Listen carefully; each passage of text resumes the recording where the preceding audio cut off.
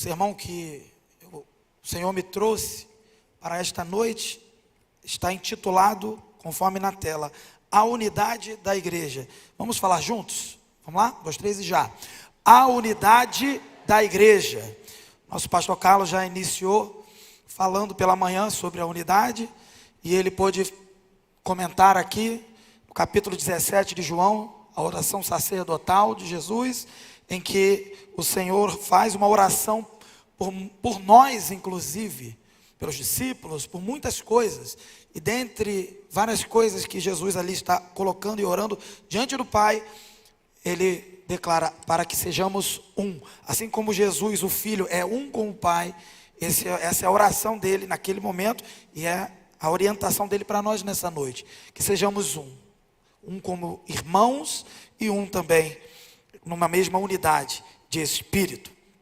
Então o texto de Efésios, e dando prosseguimento às celebrações da nossa igreja, do tema da nossa igreja referente ao aniversário da nossa igreja, nós vamos também continuar falando sobre a unidade da igreja. Então eu queria destacar nesse momento, do capítulo 4, mas eu queria apenas ler agora, do versículo 3 até o versículo 6. Pode colocar, por favor. Na tela já está ali embaixo, ali sublinhado, ó. Do 3 até o 6. Vamos ler juntos, conforme está na tela? Vamos lá? Leiamos. Façam todo o esforço para conservar a unidade do Espírito pelo vínculo da paz. Há um só corpo e um só Espírito, assim como a esperança para a qual vocês foram chamados é uma só. Há um só Senhor, uma só fé, um só batismo, um só Deus e Pai de todos, que é sobre todos, por meio de todos e em todos. Essa é a palavra do Senhor para nós nessa noite. Graças a Deus. Vamos orar? Senhor Deus, mais uma vez em oração te pedimos, venha sobre nós, que teu Espírito venha e nos iluminar a tua verdade, nos guiar a tua verdade, Senhor, e que possamos nessa noite ter um encontro transformador, um encontro que muda as nossas vidas. Senhor, nos corrija, Senhor, nos encoraja, nos repreenda, Senhor, nos motive, Senhor, renove a nossa fé, nos amadureça e nos transforme para que estejamos a cada dia em direção à estatura de Cristo, à estatura do varão perfeito, com maturidade que só o Senhor pode nos dar. Afasta de nós toda distração e todas as vozes concorrentes. Silencia no nome de Jesus. Amém. Meus irmãos, nós vamos tentar falar aqui, né, se o tempo permitir, do 1 até o 16, mas nós vamos dar mais ênfase a esses primeiros versículos que nós lemos. Mas eu queria, à guisa de introdução, comentar com os irmãos alguma coisa sobre a carta de Efésios e também sobre o capítulo 4. A carta de Paulo aos Efésios é uma carta em que Paulo, é uma das cartas chamadas cartas da prisão, em que Paulo está preso, e ele mesmo preso diz que o evangelho está livre, e ele, a partir da prisão, numa prisão domiciliar, ali já prega o evangelho para os seus carcereiros, e ainda escreve cartas para abençoar as igrejas, e abençoou de tal forma, o Espírito de Deus moveu de tal forma, que estas cartas chegaram até mim e até você. E é para vocês verem, para nós entendermos, que seja qual for o nível de sofrimento que o servo de Deus eventualmente possa passar, nada pode impedir o Senhor de cumprir a sua vontade, e a palavra dele de ser proclamada, e a salvação de ser operada na vida daqueles que o Senhor deseja salvar. E é por isso que nós podemos já de antemão termos certeza aqui, que esta orientação de sermos um, e da igreja ser uma, no caso todos sermos um em Cristo, isso é milagre, e é um milagre que acontece de verdade. Digo milagre porque nós, enquanto pecadores, nós temos ainda uma natureza que deseja se isolar, que deseja às vezes competir, que deseja combater, que deseja contender.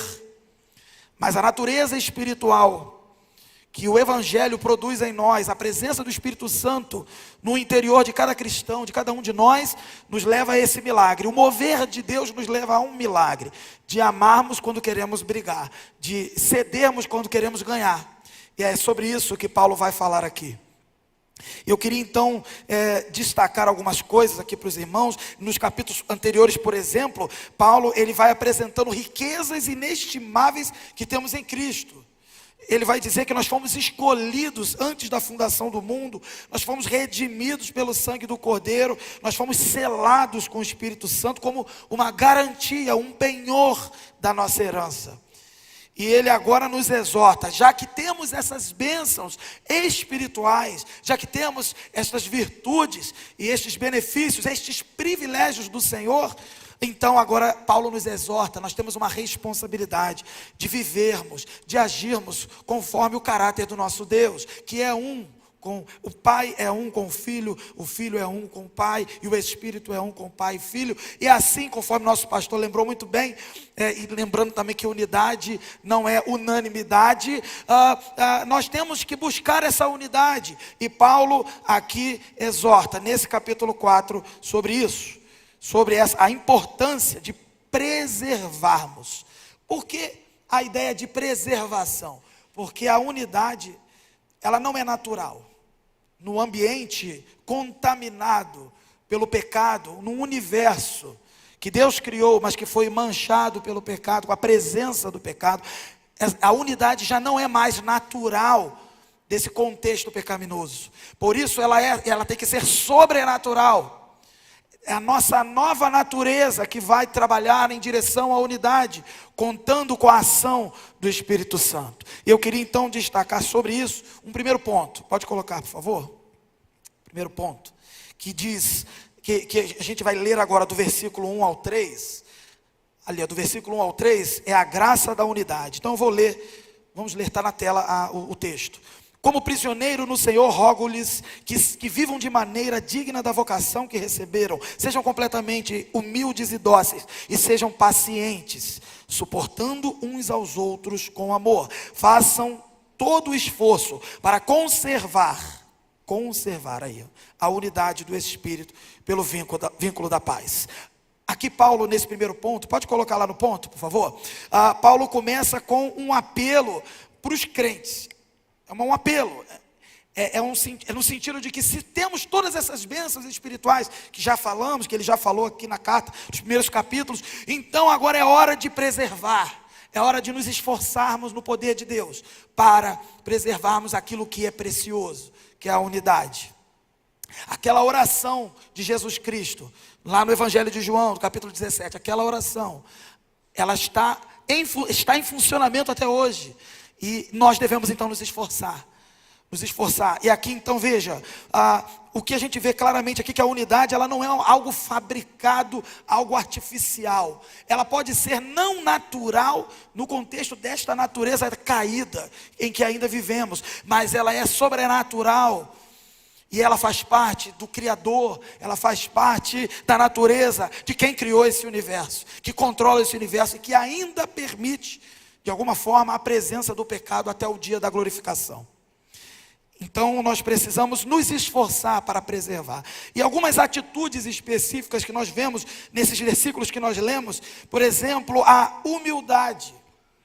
Nós devemos colocar Cristo em primeiro lugar. Humildade não é autocomiseração ou se fazer de alguém menor apenas. Em primeiro lugar, é exaltar a Cristo, é colocar Cristo no devido lugar, o Rei e Senhor da nossa vida, Senhor do universo. E a partir da compreensão de que Cristo está acima de todos, Cristo, o cabeça da igreja, aí sim, devemos lidar com os nossos irmãos, colocando os nossos irmãos em superioridade.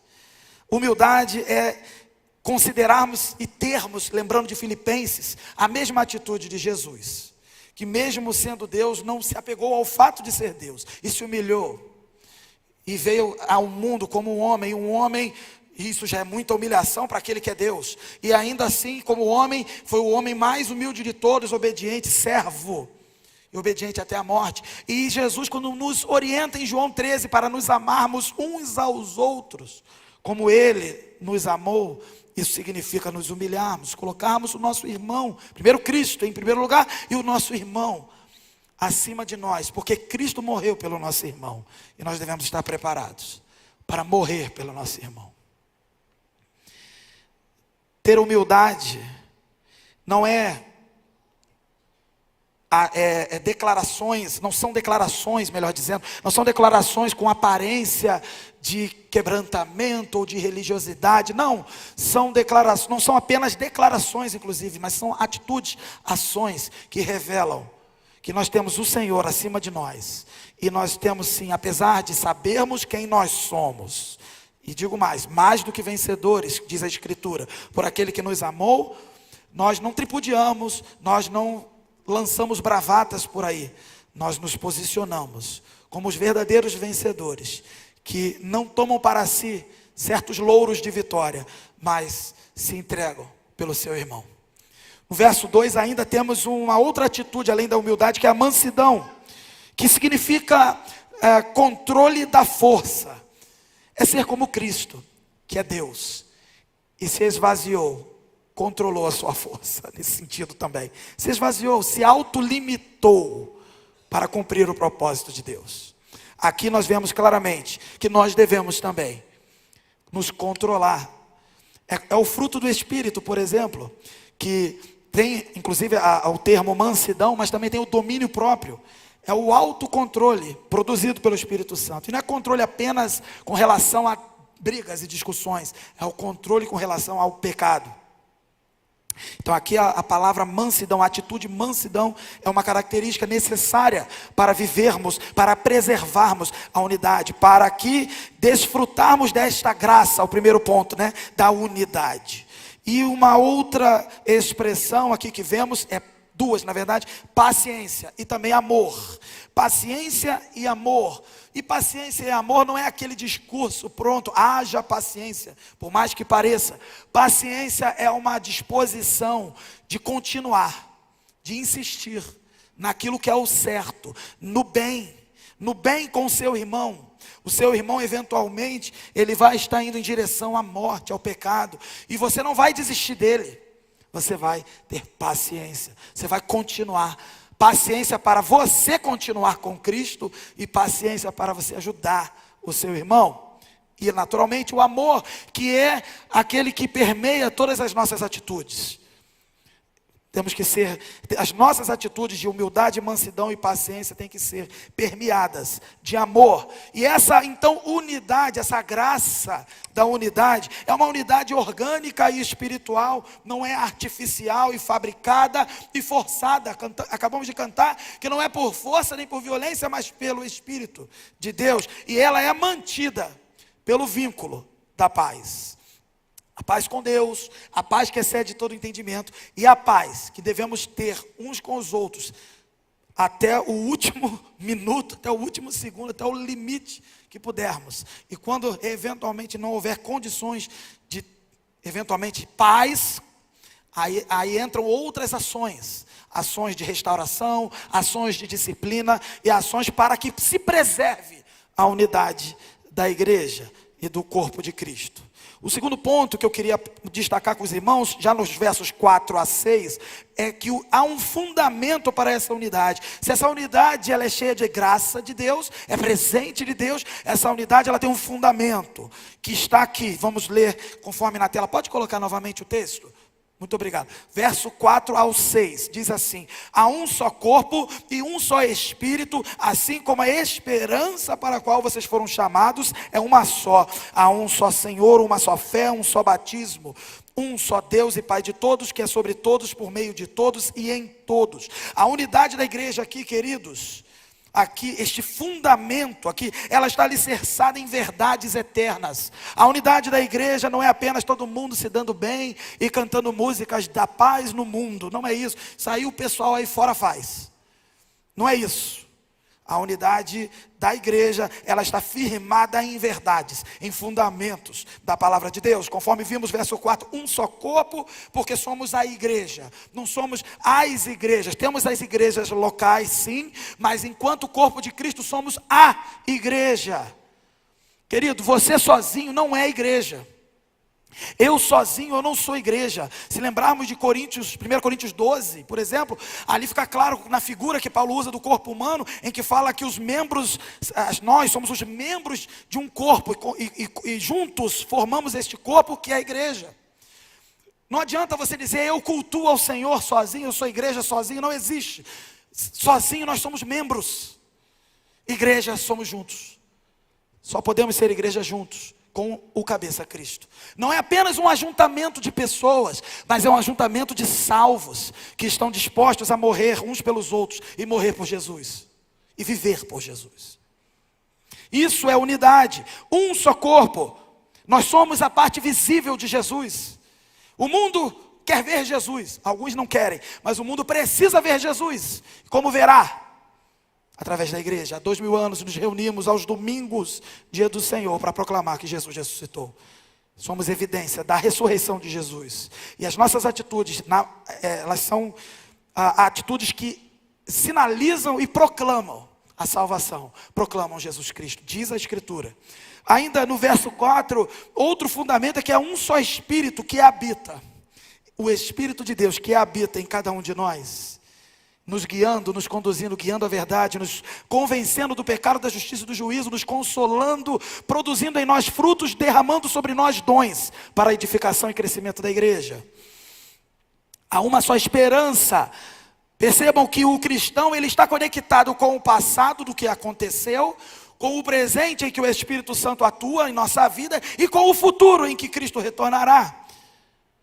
A igreja, ela está alicerçada nesses pilares, e ela aponta para a volta de Jesus, ela conta com a volta de Jesus, ela está firmada na volta de Jesus, o retorno de Jesus para a redenção definitiva do universo.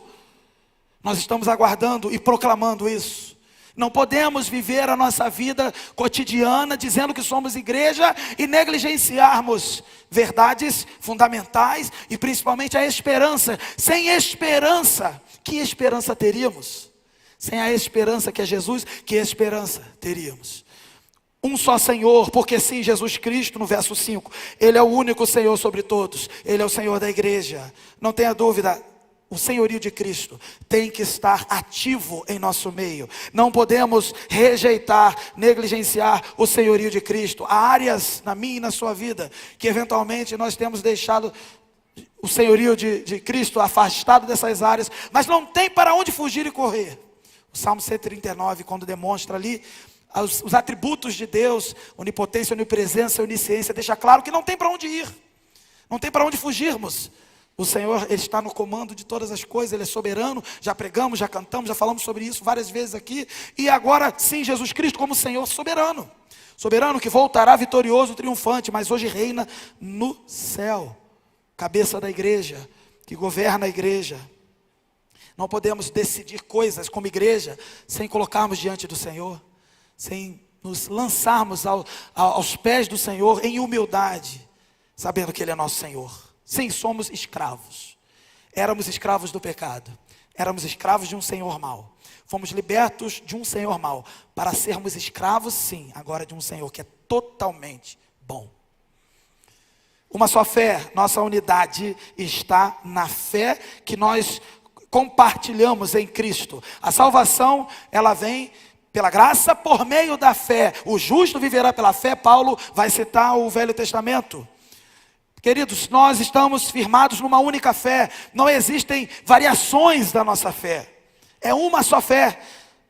O cerne da nossa fé. Precisamos de Jesus. E Jesus veio até nós. Estamos no período em que cantamos sobre Natal.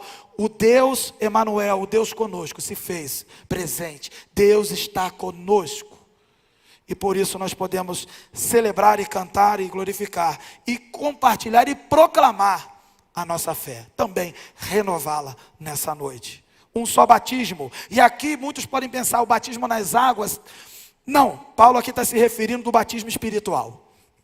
Aqui é um batismo fundamental, porque o batismo que celebramos na água é o batismo como memória, ordenança de Cristo e memória, para demonstrar e comunicar e testemunhar a todos os presentes, a todos os outros, que aquela pessoa então que desce as águas, ela está vivendo uma nova vida. Ela passou por uma morte do velho homem, uma morte para o pecado e uma ressurreição para uma nova vida com Jesus. Aqui não, aqui Paulo está demonstrando um batismo espiritual, sim, porque todos nós entramos, fazemos parte, imergimos no corpo de Cristo. E como isso acontece? Quando cremos, ouvimos o Evangelho e cremos, nós recebemos o Espírito Santo, e é Ele mesmo que nos imerge ao corpo de Cristo. Então aqui nós somos também imergidos, inseridos ao corpo de Cristo de uma única forma. Não há variações. São pilares centrais para sermos um como igreja. E um só Deus e Pai, que naturalmente é aquele que planejou todas as coisas, que conduz todas as coisas e que está sobre todos e age por todos nós. Verso 6. Paulo aqui nesse ponto, ele vai nos ensinar que a unidade da igreja, ela não pode ser fundamentada em sentimentos ou movimentos humanos. Nós podemos fazer quebra-gelo daqui, quebra-gelo dali, encontros de comunhão, de amizade, daquilo outro, mas o que produz unidade são estes pilares aqui. Se não compartilharmos, se não entendermos que somos um só corpo e acharmos que sou o corpo sozinho, teremos problema. Se não entendermos que o Espírito que habita em mim habita no meu irmão e por isso eu não vou lutar contra ele. Se não entendermos que estamos firmados numa esperança que para nós não é mais do que esperança, é uma certeza. Se não entendermos que há um só Senhor Jesus Cristo e quisermos seguir outros senhorios, se não entendermos que há uma só fé e tentarmos apresentar outras opções, se não entendermos que fazemos parte do corpo por meio de uma única forma, o batismo que vem produzido pelo Espírito Santo, e se não entendermos que há um só Deus e Pai, então a unidade não vai funcionar. Mas temos certeza que o Espírito Santo, que tem conduzido a igreja há 2000 anos, e a nossa igreja há 121 no dia 18, eu tenho certeza que o Espírito tem produzido e nos reforçado a firmar estes pilares inegociáveis da palavra de Deus. Terceiro ponto, nós vamos ver aqui os dons da unidade. Dos versos 7 a 11, o Espírito Santo vai nos capacitando como igreja. Existem outras listas de dons, mas aqui temos algumas características. Mas existem muitas outras características dos dons do Espírito Santo, que nós não vamos aqui fazer um estudo exaustivo sobre isso, mas é importante frisar que o Espírito Santo que nos ajuda nesse processo de unidade, ele nos dá fruto, características éticas de comportamento e também ferramentas espirituais para cumprirmos o nosso papel enquanto igreja e enquanto também membros do corpo de Cristo. Veja o verso 7 ao 11, eu vou ler, os irmãos acompanhem por favor. E a cada um de nós foi concedida a graça conforme a medida repartida por Cristo. Por isso é que foi dito, quando ele subiu em triunfo às alturas, levou cativo muitos prisioneiros e deu dons aos homens. Que significa que ele subiu, se não também descerá às profundezas da terra, aquele que desceu é o mesmo que subiu acima de todos os céus, a fim de encher todas as coisas. Ele designou uns para apóstolos, outros para profetas, outros para evangelistas e outros para pastores e mestres. Cristo aqui na sua vitória cabal contra a morte, contra o pecado, ele concedeu à igreja dons para uma edificação mútua. Nós fomos chamados a nos edificarmos, nos construirmos mutuamente com os dons. Você foi chamado a cuidar do seu irmão, e o seu irmão foi chamado a cuidar de você. Isso não é desculpa para a gente ser enxerido, mal educado e fofoqueiro, não é isso. Cuidado, eu só estou cuidando, não, você está fofocando, é diferente. Não é fofoca, não é se meter na individualidade, na particularidade. Nosso pastor falou algo sobre isso pela manhã também. A individualidade é preservada, mas há uma unidade. E nós devemos cuidar do nosso irmão. Qual é a maior preocupação que todo cristão deve ter com relação ao seu irmão? Que ele seja como Cristo. Aquilo que você quer para você e aquilo que a palavra de Deus aponta para que você seja, é a mesma coisa para o seu irmão. E nós devemos lutar pelo nosso irmão, para que ele seja como Cristo. Não é ser como o que nós achamos que é ser como a Escritura revela que Cristo é. É diferente.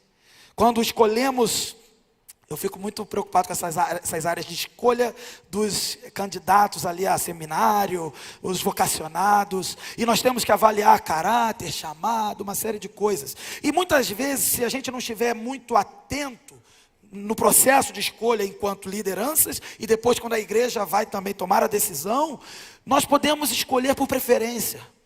Nós podemos escolher porque gostamos mais de um e de outro.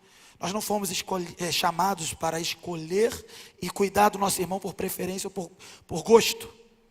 Nós fomos orientados pelo Senhor. Um novo mandamento vos dou, João 13, 34, 35. Amem-se uns aos outros. É um mandamento. Quando a gente está numa assembleia, ela é espiritual. Ela não é apenas administrativa. Nós devemos estar em oração para tomarmos decisões não apaixonadas, mas guiadas pelo Espírito Santo. Isso é unidade. Unidade não é só quando todo mundo tomou uma decisão. Unidade é quando tomamos alguma decisão que seja mais guiados pelo Espírito Santo, buscando o bem do nosso irmão. E o bem do nosso irmão não é vê-lo sorrindo. O bem do nosso irmão é vê-lo igual a Cristo. Então, ao subir aos céus, Jesus, aqui o texto vai deixar claro que Jesus é um conquistador supremo. Eu não vou aprofundar porque é uma parte bem complexa, não temos tempo para esse aprofundamento. Mas Paulo está deixando claro que Jesus é um conquistador, vencedor supremo, que derrotou as trevas, triunfou sobre o mal. E ele então, enquanto vitorioso, ele distribuiu dons aos cristãos para equipar a sua igreja e assim promover a unidade espiritual e fortalecê-la.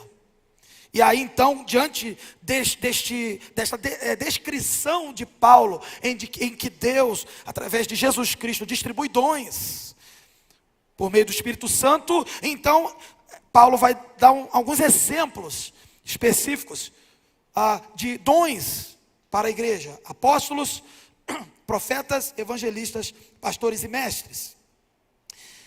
Apóstolos como os fundadores das igrejas, aqueles que iniciaram o trabalho; profetas, aqueles que proclamavam a palavra de Deus, que pregavam dentro das igrejas; evangelistas, aqueles que iam de lugares a outros, como os missionários dos nossos tempos; pastores e mestres. Cuidado quando você lê isso aqui, porque a compreensão adequada é pastores e mestres, sem desassociar. Não é possível haver pastores que não tenham que ser mestres. Precisamos que os pastores sejam mestres, porque a Escritura apresenta desta forma. Naturalmente haverão mestres que não serão pastores, mas não haverá pastores que não sejam mestres. E esses dons não são privilégios pessoais para nós nos envaidecermos. Não, estes dons são responsabilidades para nós tratarmos com temor, com seriedade. Porque a igreja é lugar de alegria, mas é também lugar de seriedade com as coisas que Deus tem feito em nosso meio. São ferramentas para o serviço, um serviço motivado por amor e gratidão, por causa da salvação, por causa da ação do Espírito em nosso meio. Conforme cantamos, move em nós o Espírito que move em nosso meio. E tudo isso para que a igreja cresça. É demonstração do amor de Deus, irmãos. E um chamado para que cada membro da igreja participe da obra. Não é possível que anos e anos ouvindo o Evangelho, existam talvez irmãos que não se incomodem. Isso que compreendemos, se são irmãos, tem o Espírito Santo que o incomoda. Não é possível que não se incomode de apenas receber, mas não transbordar na vida do outro. Nós não fomos chamados para engordar espiritualmente. Nós fomos chamados para receber e da mesma forma que recebemos, transmitir. É isso que Paulo vai falar para Timóteo. O que você recebeu, transmita a homens fiéis. Temos que transmitir a pessoas fiéis, a outros irmãos, transmitir a outras gerações. E temos que nos autoavaliar e ver se de fato estamos compartilhando e cuidando. O pastor que cuida da ovelha, ele tem esse dever. Ele é o servo dos servos de Cristo. Ele tem que cuidar das ovelhas de Cristo, sim. Mas cada irmão também tem. não terceirize para o pastor o que você tem que fazer. Assim como pai e mãe que cuidam dos seus filhos, não terceirizem para a escola e nem para a igreja aquilo que você tem que fazer com seus filhos. Da mesma forma, você foi chamado para discipular, para cuidar, dentro da igreja, o seu irmão e também os seus filhos. Não vai ser a escola, não vai ser a igreja. Alguém vai fazer. De repente você pensa, hoje eu não vou na igreja porque eu não estou escalado. Mas, meu irmão, nós estamos escalados. Escalado não é só quem está escalado para portaria, para dízimos e ofertas, para cantar. Não, a escala é espiritual. Você foi chamado para estar no templo, no ajuntamento dos santos, para orar pelo seu irmão, para observar o seu irmão, para cuidar dele. E você, enquanto alguém que de repente pode ser abordado por um irmão, não haja com estranheza. Não estranhe. Não estranhe. Ele está fazendo isso porque a palavra de Deus orienta a fazer. Quem é você para falar comigo? Sou seu irmão. A palavra do Senhor me orienta a falar com você, a me preocupar com você, cuidar de você. Quem sou eu para falar com vocês? Não é porque eu sou pastor, não é porque eu sou liderança, alguém aqui é liderança. Não, é porque somos irmãos. E fomos chamados para cuidar do nosso irmão. Essas são características que então podemos ver na unidade da igreja. E o último ponto é um crescimento dessa unidade, um amadurecimento da igreja. Dos versos 12 a 16, vamos ler. Com o fim de preparar os santos. Olha o objetivo de tudo isso: preparar os santos para a obra do ministério. Você não está aqui para receber orientações para achar bonito apenas.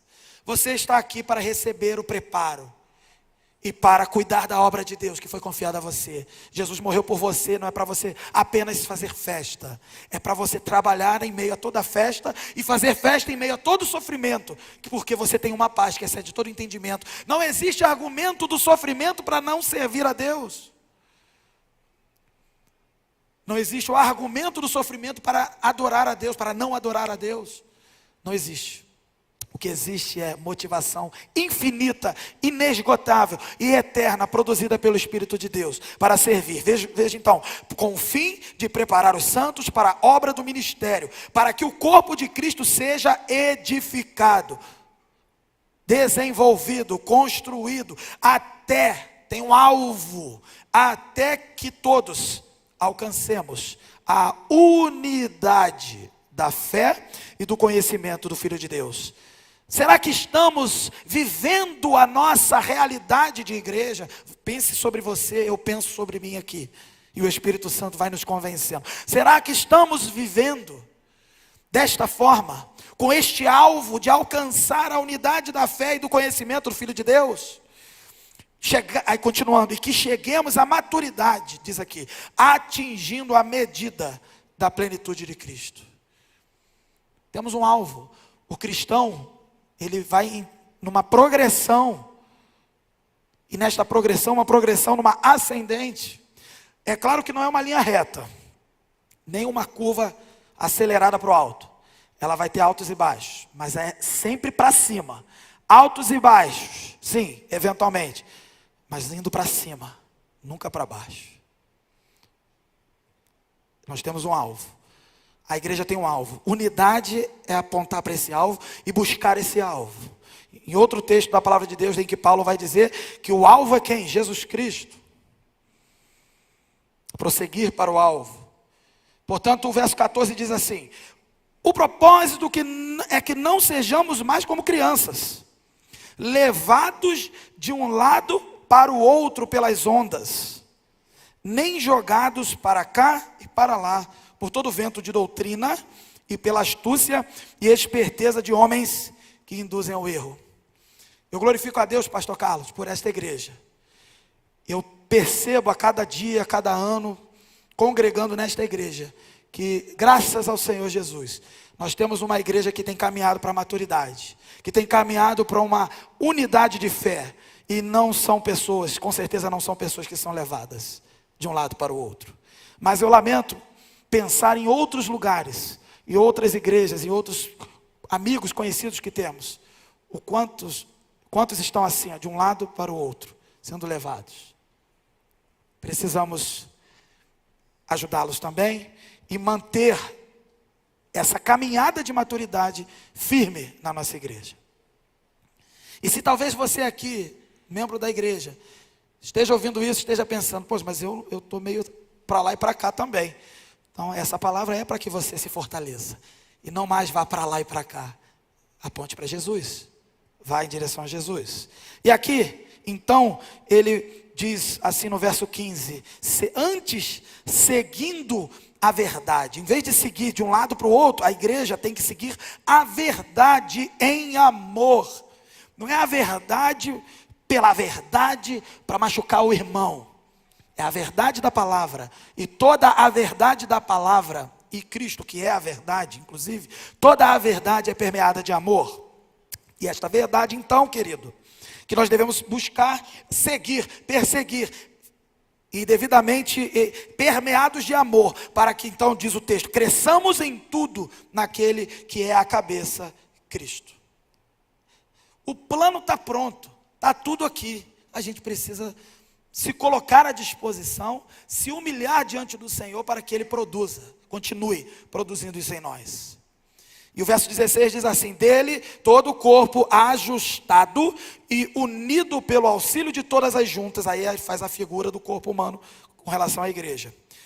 Cresce, edifica-se a si mesmo em amor, na medida em que cada parte realiza a sua função. Aqui fica bem claro no verso 12, por exemplo, que os dons têm propósitos: aperfeiçoar os santos, realizar a obra do ministério, edificar o corpo de Cristo.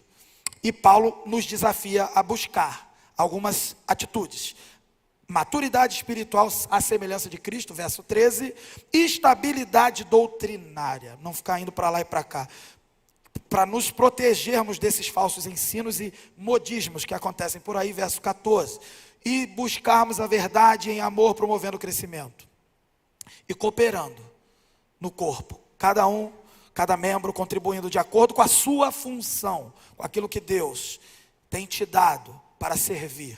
Isso tudo para que haja uma edificação mútua, eu com você, você comigo, todos nós, em amor, verso 16. E terminando lá no último, aplicações finais. 3 aprendizados para nós nessa noite. Primeiro, a unidade é algo que Deus produz, mas nós devemos preservá-la. Ele produz em nosso meio, mas nos confiou, melhor dizendo, uma responsabilidade de continuar e preservá-la. Precisamos lutar contra a nossa carne, precisamos lutar contra o nosso pecado, confiantes na vitória que há em Jesus, para preservarmos a unidade. Quando tomamos determinada atitude na igreja, ou até deixamos de tomar determinada atitude na igreja, é porque temos um alvo: preservar a unidade, em primeiro lugar. Devemos viver em comunhão, e parece um discurso tão repetido, que talvez perca até significado de tantas vezes que repetimos, mas devemos lembrar, com tudo que lemos e vimos aqui, queridos, viver em comunhão é ter tudo em comum com o seu irmão, é dividir sim com o seu irmão, aquilo que demonstramos aqui, que Paulo apresentou aqui, os pilares da fé: um só batismo, um só Senhor, um só Espírito, um só Deus. Temos que viver esta comunhão, e isto é milagre, mas o fato de ser milagre não invalida e não anula a sua responsabilidade de preservar, de se esforçar, de apontar e buscar esta comunhão. Comunhão não é festinha, comunhão não é churrasquinho com os irmãos, não é isso. Comunhão não é chamar para um negócio legal, divertido, não é isso. Isso tudo faz parte, porque nós nos amamos, ok. Mas comunhão é compartilhar Cristo, é viver Cristo, e ajudar o teu irmão e ele te ajudar. Isso é comunhão. É aquela pessoa que de repente você nem se daria tão bem com ela, mas pelo Espírito que habita nela e habita em você, vocês conseguem se relacionar. E se alguém aqui ainda tem alguma dificuldade de relacionamento com alguém, ceda logo, ceda para a comunhão, ceda para o Espírito Santo. Não endureça o coração, peça perdão, perdoe e viva em comunhão. Terceiro e último ponto que nos ajuda a entender também isso: devemos também crescer em maturidade. Se devemos preservar a unidade, para preservar a unidade devemos viver em comunhão. E vivendo em comunhão e preservando a unidade, nós vamos conseguir crescer em maturidade. A maturidade espiritual, ela é um alvo, um objetivo individual, mas também coletivo. A igreja tem que atingir maturidade, e os irmãos individualmente também precisam atingir. Isso inclui tudo, inclui estudo da palavra de Deus, inclui oração, inclui combater as falsas doutrinas, inclui discernir o que é bom do que é mal, inclui amar em todos os níveis, ao ponto de repreender aquele que está indo para o pecado e ajudá-lo a sair dessa direção de morte, e amar ao ponto de ser carinhoso e amigável e até mesmo meigo, diria, com alguém. Mas de qualquer forma, amar é como Jesus amou. E viver esse amor de forma plena e completa, entendendo quem é Jesus, nós estamos em direção a essa maturidade, que é sermos iguais a Jesus em todos os aspectos. Em que você vê, às vezes, quando você lê a história de Jesus, o Evangelho, você vê aquelas partes agradáveis, bonitas, em que Ele salva, em que Ele perdoa, em que Ele cura, em que Ele restaura. Mas existem passagens espinhosas acerca de Jesus e discursos duros, e os próprios discípulos falaram acerca de Jesus. Duro é esse discurso, quem vai suportar? Existem situações em que Jesus estava ali pregando um discurso duro, todos foram embora.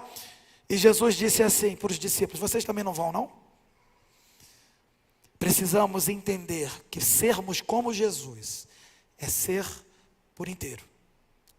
Se quisermos um Jesus que acaricia o nosso ego, nem é Jesus, isso é um ídolo construído pela nossa mente. Que possamos buscar o alvo certo, o Jesus da palavra de Deus. Para concluir então este sermão, queridos, e terminamos aqui, pode passar, por favor. Essa visão que Paulo nos apresenta, ela é gloriosa. A unidade da igreja, ela é gloriosa por quê? Porque se fosse um planejamento em que eu trouxesse uma ideia numa empresa, para um grande empresário: olha, eu tenho uma ideia, vou juntar um monte de gente e vou falar que todo mundo é um, e nós vamos acreditar numa pessoa que estava pregando por aí, e nós vamos, tudo dá certo. Sabe o que esse gerente ia falar? Esse grande empresário falou: isso aí é um barco furado, isso aí vai me causar prejuízo, eu não vou investir nisso. Mas a unidade que é apresentada na Escritura, porque é firmada no Espírito de Deus, na promessa da palavra de Deus, é um milagre, por isso ela é gloriosa, porque quando há milagre, há glória. E a igreja, quando exerce a sua identidade plena em unidade, a igreja é gloriosa. Ainda que militante, ou seja, lutando aqui na terra, ela já triunfa também, indo em direção ao último dia, em que ela não mais militará e apenas triunfará. Portanto, que a gente possa lembrar disso e não negligenciar a unidade. Não sejamos sentimentalistas, nem também pragmáticos, nem também burocráticos. Sejamos como Cristo. Não somos uma massa sem vida, nós não somos como disseram por aí outras vezes, heresias doidas que acontecem por aí, que éramos como batatas que se juntam e formam um purê. Isso não existe, a igreja não é isso. Até porque se você montar o purê, depois tu não consegue devolver as batatas para o seu lugar. A igreja não é um purê. A igreja é a reunião de salvos individualmente, com identidade, com o nome, e que inclusive em Apocalipse há uma promessa que o nosso nome será trocado. Receberemos um novo corpo e um novo nome. Uma identidade não mais corrompida pelo pecado, mas uma identidade gloriosa. Portanto, você será você sempre, e eu serei eu sempre, mas em Cristo todos nós somos um. Portanto, que a gente possa entender que nós somos um organismo vibrante, cheio de graça e de amor, e que a nossa vida então reflita essa unidade gloriosa, para que o mundo veja em nós o brilho da glória de Deus. Aos não crentes que me ouvem, aqueles que não creem em Jesus ou não sabem se creem, você pela internet ou algum amigo visitante que me ouve, você está ouvindo nesse momento sobre algo poderoso, que é oriundo de um amor profundo de um Deus que decidiu colocar esse amor em prática por pessoas que eram inimigas dele. Nós éramos inimigos de Deus. E ele, por causa deste amor, entregando seu filho para morrer na cruz, e aquele que crê neste sacrifício é ressuscitado para uma nova vida, para uma nova identidade, não mais de inimigo, mas de filho de Deus. E os filhos de Deus que formam esta grande família de Deus vivem em unidade. E eu convido você, cristão, não crente, que não sabe, amigo, visitante, eu convido você a entregar-se ao Senhor Jesus e viver essa verdade, viver os benefícios espirituais. Não há uma promessa de nos livrarmos definitivamente dos problemas agora, mas há uma garantia de que seremos livres do mal. Tenha certeza disso. Entregue sua vida a Jesus e seja livre do mal, e tenha uma família que vive em unidade, a unidade que vem do Senhor.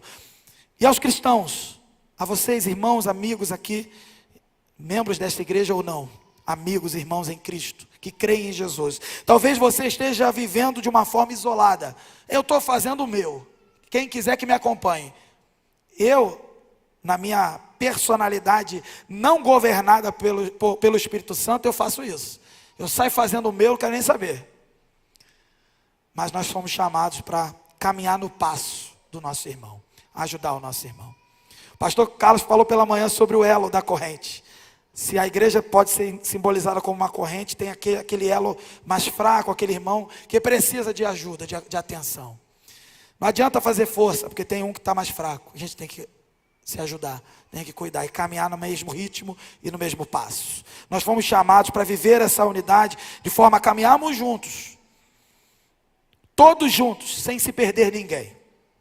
Então que a nossa vida glorifique o nome do Senhor, pois Ele é digno de honra, glória e louvor. Que você possa então, querido irmão, identificar se a sua vida isolada, às vezes negligente em relação ao corpo de Cristo, se você estiver ainda identificando alguma coisa neste sentido, lembre-se, Deus está te chamando hoje para corrigir isso, ao arrependimento, a viver em unidade com aquele que tu não vai muito bem, é aquele que você tem que corrigir. Porque é o que você gosta. Jesus mesmo mandou a gente amar inimigos. E Ele diz que é muito fácil amar quem nos trata bem. Precisamos ser como Deus. Foi Jesus que falou. Então, meu querido irmão, você tem que amar o seu irmão, porque Jesus morreu por ele também. E você tem que amar ao ponto de morrer por ele, querido irmão em Cristo. Eu sei, é difícil para mim, é difícil para todo mundo. Mas no Senhor é possível. Faça isso hoje. Corrija essa rota. E ande na mesma direção, numa só direção, na direção da verdade permeada de amor.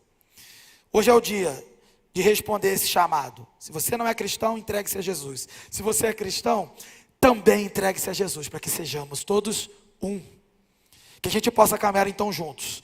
Que a nossa vida glorifique o Senhor, que é digno de honra, glória e louvor, e que para tanto o Senhor nos abençoe. Vamos orar.